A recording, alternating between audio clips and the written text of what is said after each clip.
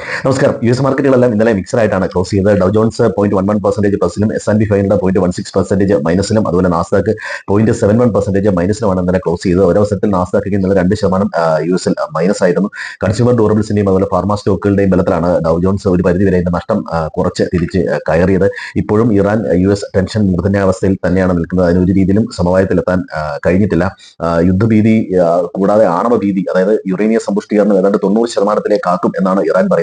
ഇനി അമേരിക്കയുടെ ഭാഗത്തു നിന്ന് ഒരു ആക്രമണം ഉണ്ടായാൽ ഇത്തരത്തിലൊരു നടപടി ഇവർ എടുക്കുമെന്ന് പറയുന്നു. എന്നാൽ അമേരിക്കയാട്ടെ വീണ്ടും ഒരു വെടിനിർത്തൽ ലംഘിച്ചുകൊണ്ട് വീണ്ടും ഒരു അറ്റാക്കിനുള്ള ഒരു തയ്യാറെടുപ്പാണ് എന്നുള്ള തരത്തിലുള്ള വാർത്തകളും ഒക്കെ വരുന്നുണ്ട്. ഒരുപക്ഷെ മാർക്കറ്റിനെ സംബന്ധിച്ചിടത്തോളം ഇത് വളരെ ഭീഷണി ഉണ്ടാക്കുന്ന ഒരു കാര്യമാണ്. ഇറാന്റെ പ്രപ്പോസലുകളെല്ലാം തള്ളിയതിനെ തുടർന്ന് വീണ്ടും ക്രൂഡ് ഓയിലിന്റെ പ്രൈസ് 100ന് മുകളിലേക്ക് എത്തിയിട്ടുണ്ട്. മാർക്കറ്റിലെല്ലാം അതിന്റെ ഒരു സെൽ ഓഫ് കാണാൻ കഴിയുന്നതാണ്. അതുകൂടാതെ തന്നെ US ഇന്നലെ ഏറ്റവും കൂടുതൽ സെല്ലിംഗ് ഉണ്ടായ ടെക്നോളജി സ്റ്റോക്കുകളിലാണ്.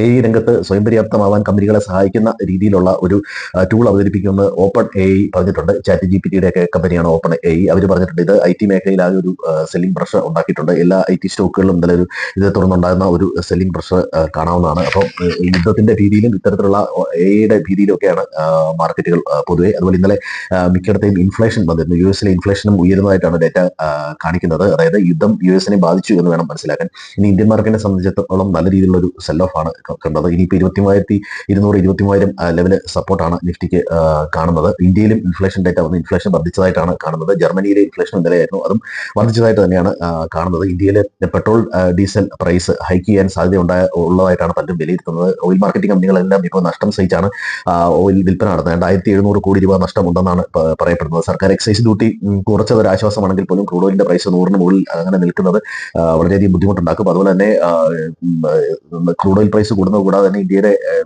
വിദേശ നാണ്യ ശേഖരവും നല്ല രീതിയിൽ കുറഞ്ഞുകൊണ്ടിരിക്കുകയാണ്. അപ്പോൾ ഗോൾഡിനും സിൽവറിനും ഏതാണ്ട് 15% താരിഫ് ഇന്ത്യ വർദ്ധിപ്പിച്ചിട്ടുണ്ട്. അപ്പോൾ ഇതിന് 2 ദിവസം മുമ്പാണ് പ്രധാനമന്ത്രി ജനങ്ങളോട് ഇതിന്റെയൊക്കെ ഉപഭോഗം കുറയ്ക്കണം എന്ന തരത്തിലുള്ള ഒരു അഭ്യർത്ഥന വന്നത്. അപ്പോൾ എല്ലാവരും ഒരു മുൻകരുതൽ എടുക്കണം എന്നുള്ള ഒരു രീതിയിൽ തന്നെയാണ് നിൽക്കുന്നത്.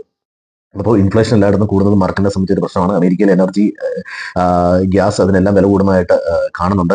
മറ്റൊന്ന് UK ഈ യുദ്ധമുഖത്തിൽ ഹോർമൂസ് തുറക്കുന്നതിന് വേണ്ടിയിട്ട് അവർ ആയുധങ്ങളും ഷിപ്പ്, ഡ്രോണും ഒക്കെ കൊടുക്കാൻ തയ്യാറാണ് എന്ന തരത്തിലുള്ള ഒരു വാർത്തയും വരുന്നുണ്ട്. അതായത് യുദ്ധം വീണ്ടും കലുഷിതമാകുന്നു എന്ന തരത്തിലുള്ള വാർത്തകളാണ് പൊതുവെ പുറത്തു വരുന്നത്. ഇനി മൂഡീസ് ഇന്ത്യയുടെ റേറ്റിംഗ് കുറച്ചിട്ടുണ്ട്. കഴിഞ്ഞ ദിവസം സൂചിപ്പിച്ചിരുന്നു പല റേറ്റിംഗ് ഏജൻസികളും ഇന്ത്യയുടെ GDP വളർച്ചാ സാധ്യത കുറച്ചുകൊണ്ടിരിക്കുകയാണ്. ഇപ്പോൾ 6%ലേക്കാണ് ഇവര് കുറച്ചിരിക്കുന്നത്. അപ്പോൾ ഇൻഫ്ലേഷൻ കൂടുന്നതും ഓയിലിന്റെ വില കൂടുന്നതും ഒക്കെ എക്കോണമിക്ക് ഭീഷണിയാണ് എന്ന തരത്തിലുള്ള വിലയിരുത്തലുകളാണ് വരുന്നത്. ഇനി ബ്രിക്സിന്റെ മീറ്റിംഗ് ഇന്ത്യയിൽ നടക്കുന്നുണ്ട്. അതുകൂടാതെ തന്നെ ചൈന US മീറ്റിംഗ് നടക്കുന്നുണ്ട്. പ്രൈം മിനിസ്റ്റർ UAE തുടങ്ങിയ രാജ്യങ്ങളിലേക്കുള്ള വിസിറ്റ് ഉണ്ട്. അതുപോലെ MSCI ഒരു ബാലൻസിംഗ്